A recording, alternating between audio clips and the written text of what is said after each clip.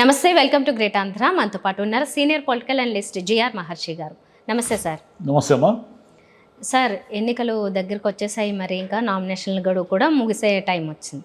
ఇంక ఇప్పటికైనా manifesto release చేస్తారని ఎదురు చూస్తున్నారు. ఏముంటాయి అని కూడా చాలామందిలో ఒక ఆతృత, ఏ విషయాలు పొందుపరుస్తారు అని. ఒక పక్క జగన్ గారి మేనిఫెస్టో కూడా వస్తుంది అన్నారు, ఇంకా రాలేదు. అందులో ఏముంటాయి అనేది నిజంగానే ఆసక్తికరమైన విషయం. ఎందుకంటే ఆయన ఇచ్చిన ఆల్మోస్ట్ అన్నీ చేశారు కాబట్టి ఈసారి ఏమి ఇస్తారనేది. మరి ఈయన రిలీజ్ చేసే వరకు టీడీపీ కూడా రిలీజ్ చేయదా? ఇద్దరిది ఒకటేసారి వస్తుందా? ఇది చూసి వాళ్ళు ఏమన్నా మార్పులు చేసుకుని రిలీజ్ చేస్తారా? అసలు ఏం జరుగుతుందంటారు? ఇప్పుడు మేనిఫెస్టో కాంపిటీషన్ ఒకటి జరుగుతూ ఉంది. ఎందుకు జరుగుతూ ఉంది అంటే, ఈ మేనిఫెస్టో అనేది గతంలో దీనికి పెద్ద వ్యాలిడిటీ ఉండేది కాదు. కాలక్రమేణా అంటే ఏదో మేనిఫెస్టోలో చెప్పేవాళ్ళు, వాటిని అధికారంలోకి వచ్చినాక పక్కన పడేసేవాళ్ళు, సరిగా అమలు చేసేవాళ్ళు కాదు, ఇదంతా ఉండేది. కాలక్రమేణా ఏమైందంటే కొంచెం సీరియస్నెస్ వచ్చింది మేనిఫెస్టో. మీకు ఎన్టీఆర్ గారి పథకమైన ఎన్టీఆర్ కాలంలో కానీ, జయలలిత గారి కాలంలో కానీ ఈ సంక్షేమ పథకాలు అని ఒక తమిళనాడులో చాలా బలంగా వచ్చింది. మనకి ఇంకా అంత లేదు, కానీ ఒకప్పుడు జయలలిత గారి గవర్నమెంటు ఆమె మేనిఫెస్టోలో ఉచిత టీవీలు, ఉచిత మిక్సీలు, ఉచిత గ్రైండర్లు, ఉచిత బర్రెలు రైతులకి ఏమేమో చాలా ఉండేటివి. మొత్తం తమిళనాడు అంతా ఉచిత పథకాలు నడిచేవి. సరే, లాస్ట్ టైము జగన్ గారు మేనిఫెస్టో ప్రకటించారు. మేనిఫెస్టో ప్రకటించిన తర్వాత ఏమైందంటే నవరత్నాలు అనేది పెట్టారు కదా. ఆయన నవరత్నాలు పెట్టిన తర్వాత ఆ మేనిఫెస్టోకి కొంచెం సీరియస్నెస్ వచ్చింది. ఎందుకు సీరియస్నెస్ వచ్చింది అంటే, దాంట్లో మ్యాక్సిమం ఆయన అమలు చేశారు. అంటే ఆయన ఏవైతే చెప్పారో డబ్బులు అవన్నిటి కూడా సంక్షేమ పథకాలకి, వివిధ వర్గాల వాళ్ళకి టైంకి అందేలా చూశారు. కరోనా కాలంలో మాత్రం ఇది అమ్మఒడి ఏదో మిస్ అయినట్టుంది, కానీ మిగతావన్నీ కూడా, అంటే అప్పుడు స్కూళ్ళే లేవు కాబట్టి మిగతావన్నీ కూడా అక్యురేట్గా ఆయన చేశారు. చేయడం వల్ల దాంట్లో మద్యపాన నిషేధం దశల వారీగా అనేది అది జరగడం సాధ్యం కాలేదు కూడా. ఇప్పుడు ఏమిటంటే, ఇక ఎన్నికలు దగ్గరకు వచ్చేసాయి. ఆయన ఈ మేనిఫెస్టోలో ఏం చెప్తారా అనే క్యూరియాసిటీ అందరిలో ఉంది. ఇంకా ఆయన ఈ మేనిఫెస్టో కసరత్తు మీదే ఉన్నారు. ఈ బస్సు యాత్ర కూడా బ్రేక్ ఇచ్చినట్లున్నారు. బస్సు యాత్రకు కూడా బ్రేక్ ఇచ్చేసి ఇంకా వివిధ ఆయన నిపుణులతో చర్చించి రకరకాల అభిప్రాయాలన్నీ తీసుకున్న తర్వాత ఒక ఫైనల్గా ఒక మేనిఫెస్టోని 26 కానీ 27వ తేదీ కానీ రిలీజ్ చేస్తారు అనేది ఒక టాక్ నడుస్తూ ఉంది. ఇంకా 26, 27 కానీ ఒక రోజు అటు ఇటు కానీ రిలీజ్ చేయాల్సింది. ఇంకా టైం ఎక్కడుంది? ఇప్పుడు మీకు 13వ తేదీ ఎన్నికలు అంటే 11వ తేదీ నుంచి ఎన్నికల మూడ్లోకి వెళ్ళిపోతారు. అంటే మీన్స్ ఇంకా ప్రచారం అన్నీ ఆపాల్సిందే కదా. ఆపేసిన తర్వాత 13 ఎన్నికల పోలింగ్కి వెళ్ళిపోతారు. అంటే మీకు గట్టిగా 15 రోజులు టైం ఉంది. అంటే 27వ తేదీ మేనిఫెస్టో రిలీజ్ అవుతే గట్టిగా ఉన్న టైము ఒక 12-15 రోజులు ఉంటుంది. కాబట్టి ఆయన మేనిఫెస్టో రిలీజ్ చేయకపోతే మేనిఫెస్టోలో ఈసారి ఏముంటాయి అనే క్యూరియాసిటీ ఉంది కదా, మనం జనరల్గా ఊహించవచ్చు. ఆయన ఉన్న నవరత్నాలు, ఆ పథకాలని ఎన్హాన్స్ చేస్తారు. ఎన్హాన్స్ మీన్స్ ఇప్పుడు పింఛను 3,000 ఇస్తున్నారు. 3,000 అనేది చంద్రబాబు నాయుడు గారు 4,000 అంటున్నారు. కాబట్టి అంటే తెలుగుదేశం వాళ్ళు కూడా ఆల్మోస్ట్ వాళ్ళ పథకాలు కానీ వాళ్ళ మేనిఫెస్టోలు ఏం చెప్పబోతున్నారు అనేది ఇప్పుడు సుమారుగా క్లారిటీ ఉంది మనకు. వాళ్ళు ప్రకటించేదాన్ని అఫీషియల్గా ప్రకటించకపోయినా తెలుగుదేశం ఇప్పుడు ఆల్రెడీ చెప్తూ ఉన్నారు కాబట్టి వీళ్ళ పథకాలు ఏమిటో మనకు క్లారిటీ ఉంది.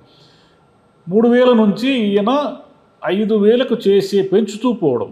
5,000 కంటే ఒకేసారి అని కాదు, ఈ 5 ఏళ్లలో 5,000 వరకు పెంచుతూ పోతాను అని హామీ ఇచ్చే అవకాశం అయితే ఉంది పెన్షన్లు.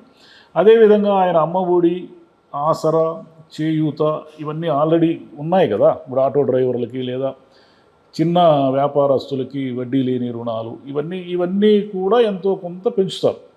అంటే సంవత్సరానికి ఒక 10,000, 15,000, అంటే వాళ్ళు సంవత్సరానికి 10,000 తీసుకుంటున్న లబ్ధిదారులకి 12,500 ఇవ్వడము లేదా 12,000 ఇవ్వడము ఇలా పెరుగుతుంది, నో డౌట్ అందులో.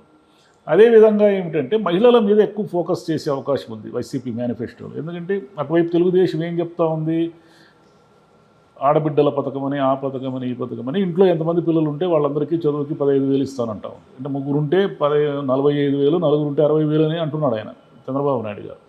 అదేవిధంగా ఆడపిల్లల పేరుతో ఏవో బ్యాంకులో వేసి వాళ్ళు కొంచెం పెరిగి పెద్ద అయ్యేసరికి వాళ్ళకి పెళ్ళిడికి వచ్చేసరికి ఏదో సమ్ అమౌంట్ వచ్చేలా చేయాలనేది ఒక పథకం. మహిళలకు ఒక 3 గ్యాస్ సిలిండర్లు ఉచితంగా ఇవ్వాలనే పథకం ఒకటి నడుస్తూ ఉంది. అన్నిటికీ మించి ఆర్టీసీలో ఫ్రీ బస్ ఆల్రెడీ తెలంగాణలో నడుస్తూ ఉంది కదా. కర్ణాటకలో తెలంగాణలో కాంగ్రెస్ పెట్టిన ఈ ఫ్రీ బస్సు పథకము ఆర్టీసీలో అదే సేమ్ తెలుగుదేశం కూడా చెప్తా ఉంది ఇక్కడ. దీన్ని కూడా జగన్ గారు తన పథకంలో చేర్చే అవకాశం అయితే ఉంది. అదేవిధంగా ఇంటి ఆడపిల్ల మహిళలకు సంబంధించి గ్యాస్ సిలిండర్లు ఉచితంగా కాకపోయినా ఏదో ఒక 400కు 500 కంటే ప్రతి నెల అంటే వాళ్ళకి ఒక లిమిటేషన్ పెట్టి అర్హులందరికీ లిమిటేషన్ పెట్టి సంవత్సరానికి ఒక 5 సిలిండర్లు 6 సిలిండర్ల మీద సబ్సిడీ వచ్చేలా అంటే 1000 రూపాయలు ఎంతో 1200 ఉన్నటువంటి గ్యాస్ సిలిండర్ దాన్ని సగానికి సగం సబ్సిడీ వచ్చేలా సంవత్సరానికి ఒక 5 సిలిండర్లు అట్లా సబ్సిడీ పైన ఇచ్చే అవకాశాలు వైసీపీ మేనిఫెస్టోలో ఉన్నాయి.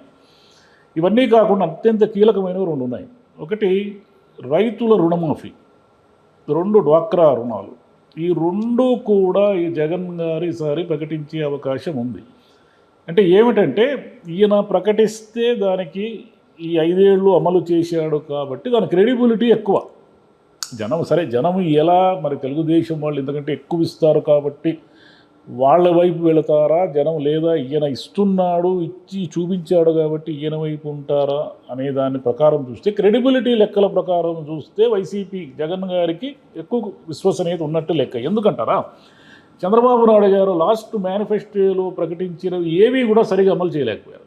అంటే స్కిప్ చేసేసారనమాట. అంటే నిరుద్యోగులకు భృతి అన్నాడు ఆయన. ఎక్కడ నిరుద్యోగులకు భృతి ఎక్కడ ఇచ్చారు? ఎప్పుడో లాస్ట్లో ఏదో కొంత వేశారు. కానీ ఇప్పుడు ఏమంటున్నారు ఆయన, 3000 రూపాయలు ప్రతి నిరుద్యోగికి ఇస్తాను, నేను 20 లక్షల ఉద్యోగాలు సృష్టిస్తాను అంటున్నారు. 20 లక్షల ఉద్యోగాలు సృష్టించడము అనేది ఆంధ్రప్రదేశ్ లాంటి రాష్ట్రంలో ప్రాక్టికలీ ఇంపాసిబుల్. ఎలా సృష్టిస్తారు? 20 లక్షలంటే మీరు ప్రభుత్వ రంగంలో ఉద్యోగాలు లేవు. ప్రభుత్వ రంగంలో ఉన్న కాసిన్ని ఉద్యోగాలు మహా అయితే కొన్ని వేల ఉద్యోగాలు మాత్రమే ఫిల్ చేయగలరు.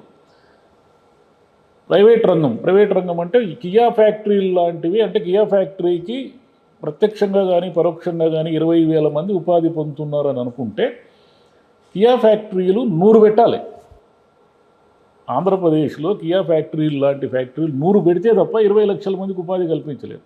కాబట్టి చంద్రబాబు నాయుడు గారు సంపద సృష్టిస్తాను, 20 లక్షల ఉద్యోగాలు ఇస్తాను, ఇవన్నీ కూడా ప్రాక్టికల్గా అంత నమ్మశక్యంగా లేవు. ఎందుకంటే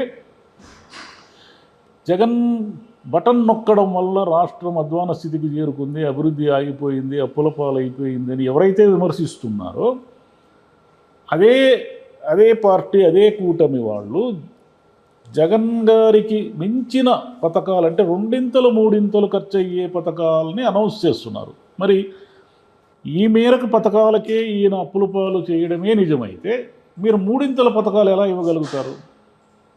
అంటే మీరు మరిన్ని అప్పులు తెస్తారా అనే దానికి సమాధానం లేదు. సంపద సృష్టిస్తాము అనే ఒక వాక్యంతో ఏది కన్విన్సింగ్గా లేదు. సంపద సృష్టించడం అంటే ఎట్లా సాధ్యం? ఇందిరాగాంధీ గారు కూడా ఎప్పుడో పూర్వం గరీబీ హఠావో అని ఒక నినాదం ఇచ్చారు. ఆయన నినాదం ఇచ్చి కూడా 50 ఏళ్ళు పైనట్టు. ఈ 50 ఏళ్లలో పేదరికం ఏమైనా పోయింది? ఇంకా పేదరికం ఇంకా ఎక్కువైంది, కానీ పేదరికం పోలేదు కదా. నినాదాల వల్ల నడవదు. సంపద సృష్టిస్తాము అనే దాన్ని ఇప్పటికీ కూడా చంద్రబాబు నాయుడు గారు ఎక్స్ప్లెయిన్ చేయలేకున్నారు. ఎలా అంటే ఎలాంటి చెప్పరు ఆయన, నేను సంపద సృష్టిస్తాను అంటాను. కాబట్టి మేనిఫెస్టోకి వరకు వస్తే వైసీపీకి విశ్వసనీయత ఎక్కువ. మేనిఫెస్టో అమలు చంద్రబాబు నాయుడు గారు గతంలో చేసిన వాగ్దానాల ప్రకారం అయితే, మేనిఫెస్టో ప్రకారం అయితే ఆయన క్రెడిబిలిటీ తక్కువ. కాబట్టి లేదు ఈసారి ఎలాగైనా గెలవాలి కాబట్టి వాళ్ళు విపరీతంగా పథకాలు వాగ్దానాలు చేస్తారు, వీళ్ళు వాగ్దానాలు చేస్తారు అనుకుందాం. కానీ ఎవరి వైపు జనం కరెక్ట్గా ఉంటారు అంటే సాధ్యము కాని అమలుకు వీలు కానటువంటి పథకాలు ప్రకటించిన కూటమి వైపా, లేదా ఏవైతే చెప్తున్నారో అవన్నీ అమలు చేస్తున్న ఈయన వైపా అనే దాన్ని మనము ఎన్నాళ్ళు ఇంక 15 రోజుల్లో తేలిపోతుంది. మనం మేనిఫెస్టో గురించి మాట్లాడుతున్నాం కాబట్టి దాని ఆధారంగా ఏముంటుంది అనుకుంటున్నాం, కానీ అసలైతే అది కాదు. ఇప్పుడు జగన్ కావాలా వద్దా అనే దాని మీద జరుగుతున్నది. జగన్ కావాలా వద్దా అనే దాని మీదే ఎన్నికలు జరుగుతాయి తప్ప వీళ్ళు ఏదో విపరీతంగా పథకాలు ఇచ్చేస్తారు కాబట్టి చంద్రబాబు గారు కావాలని అనుకోరు. ఈసారి చంద్రబాబు గారు ముఖ్యమంత్రి కావాలా అనే దాని మీద కాదు ఓటింగ్ జరిగేది. ఈయన ఉండాలా అక్కర్లేదా అనే దాని మీదే ఓటింగ్ జరుగుతుంది. అంటే ఈయన దిగితే ఎలాగో చంద్రబాబు గారే అవుతారు, అది వేరే విషయం. కానీ ఆయన్ని మళ్ళీ ముఖ్యమంత్రి చేయాలని అయితే మాత్రం ఎన్నికలు జరగడం లేదు. మెజారిటీ ప్రజలు ఈ కావాలా వద్దా అనే మూడ్లో ఉన్నారు. ఈ 3 ఎటు మొగ్గితే అటు గవర్నమెంట్ వస్తుంది. కానీ ఇప్పటి వరకు అయితే పథకాల వరకు అయితే మాట్లాడాలంటే కరోనా 2 ఏళ్ళు తినేసినప్పటికీ కూడా పథకాల వరకు అయితే ఈయన పక్కాగా అమలు చేశాడు. డబ్బులన్నీ కూడా చెప్పిన మేరకు కరెక్ట్గా ఇచ్చాడంటే ఇక భవిష్యత్తులో ఏ ఎన్నికలైనా ఏ రాష్ట్రంలోనైనా సరే సంక్షేమ పథకాల ఆధారంగానే ఎన్నికలు ఉంటాయి. మనం చూసాం కదా, తెలంగాణలో కాంగ్రెస్ పార్టీ ఇచ్చిన వాగ్దానాలన్నీ కూడా ఒక్కొక్కటి వాళ్ళ అమల్లోకి తేవాల్సి వచ్చింది. సరే, వాళ్ళ ఇబ్బందులు ఏమిటి, రేపొద్దున ఎన్ని అప్పులు చేస్తారు, ఎలా బడ్జెట్ని కంట్రోల్ చేస్తారు, ఎక్కడి నుంచి తెచ్చుకుంటారు డబ్బులు అనేది ఇక స్టార్ట్ అవుతుంది. 6 నెలల తర్వాత పార్లమెంట్ ఎన్నికలు ఉన్నాయి కాబట్టి ఎన్నికల తర్వాత ఏమిటి పొజిషన్ అనేది కర్ణాటకలో కానీ తెలంగాణలో కానీ మొదలవుతుంది. అదేవిధంగా ఆంధ్రాలో కూడా రేపు ఎన్నికలు అయిపోయిన తర్వాత ఈ సంక్షేమ అంటే పథకాల బరువు ఏ మేరకు ప్రభుత్వాల మీద ఉంటుంది అనేది మనకు అర్థమవుతుంది. అయితే ఏమిటంటే 2 రకాల వాదనలు ఉన్నాయి ఇక్కడ. జనాలకి ఊరికే డబ్బులు పంచిపెట్టడం వల్ల వాళ్ళు సోమరులు అవుతారు తప్ప ఈ పథకాల వల్ల ఏమీ ప్రయోజనం లేదు అనేది ఒక వర్గం వాదన. అయితే ఆ వర్గం అంతా కూడా కడుపు నిండిన వర్గము, నిజంగా పేద ప్రజలకు డబ్బులు అవసరము, ప్రభుత్వము కనుక ఆరోగ్యశ్రీ కానీ అమ్మఒడి కానీ ఇలాంటి పథకాల ద్వారా ప్రభుత్వం ఈ లిఫ్ట్ చేయకపోతే, అంటే ఏదో రకంగా సహాయం సహకారం అందించకపోతే పేదలు మరి ఎప్పుడు వాళ్ళు తమ సమస్యల నుంచి బయటకు వస్తారు? మరి ఇన్నేళ్ళు 70 ఏళ్ళ పైగా మన స్వాతంత్ర దేశంలో ఎందుకు వాళ్ళు ఇంకా పేదలుగానే ఉన్నారు అనేది ఒక క్వశ్చన్ మార్క్ కదా. మరి ప్రభుత్వము ఆదుకోకపోతే ఈ మేరకు సంక్షేమ పథకాల వల్లే ఓట్లు పడతాయని ఒక నమ్మకం కూడా లేకుండా ఎన్నికలు జరగడం మొదలు పెడితే పేదలకు ఆ డబ్బులు కూడా ఇవ్వరు, అవి కూడా వీళ్ళే తినేస్తారు. ప్రభుత్వాల్లో ఉన్నటువంటి నాయకులు లేదా పారిశ్రామికవేత్తలు ఇంకొకరు పారిశ్రామికవేత్తలకు 100 కోట్లు రుణమాఫీలు చేస్తున్నారు, రాయితీలు ఇస్తున్నారు, ఇవన్నీ చేస్తున్నారు. వాటిని ఎవరు ప్రశ్నించరు. పేదలకు ఇచ్చే 10,000 రూపాయలను మాత్రం అందరూ ఎందుకు ప్రశ్నిస్తారని క్వశ్చన్ మార్క్. కాబట్టి పేదలకు సంక్షేమ పథకాలు ఇవ్వకుండా ఇక మీద భవిష్యత్తులో ఏ ప్రభుత్వము రాలేదు. సంక్షేమ పథకాలు అనేవి ఇచ్చి తీరాల్సిందే, ఇక వేరే దారి లేదు. మన దేశంలో పేదరికం ఉన్నంత కాలము సంక్షేమ పథకాలు కూడా ఉండి తీరాల్సిందే. పేదలకి అంటే చేపలు పట్టుకోవడం నేర్పించండి, చేపలు ఉచితంగా ఇవ్వద్దండి అని చెప్పడం ఈజీ. ఎలా నేర్పిస్తారు చేపలు పట్టడం? మీరు చేపలు పట్టడం నేర్పించాలంటే మొత్తం వ్యవసాయము పరిశ్రమలు విపరీతంగా అభివృద్ధి చెందేలా చూడాలి. అది ఎక్కడ జరుగుతుంది? జరగడం లేదు కదా, అది ప్రాబ్లం. Right sir. సో మొత్తానికి త్వరలో వస్తుంది 2 మేనిఫెస్టోలో కూడా మనం చూడబోతున్నాం. మరి ఏ అంశం భారీగానే ఉంటాయి వాగ్దానాలు. ఓకే, సరే, అది అమలైతే ఆ పేద ప్రజల అదృష్టం. అమలు చేయాల్సిందే. ఒకసారి దాన్ని మోసుకున్న తర్వాత దింపడానికి లేదు. పులి మీద స్వారీ అంటారే, పులి మీద మనం స్వారీ చేయడం మొదలు పెట్టిన తర్వాత దిగితే అది తింటుంది మనల్ని. ఈసారి చంద్రబాబు నాయుడు గారు కూడా తప్పదు, అమలు చేయాల్సిందే. ఈసారి ఆయన కనుక ఒకవేళ అధికారంలోకి వచ్చి చేతులు ఎత్తేస్తే మాత్రము మళ్ళీ ఇంకా ఎప్పటికీ రాదు ఇంకా అధికారం ఆయన. Right right sir, thank you sir. Thank you.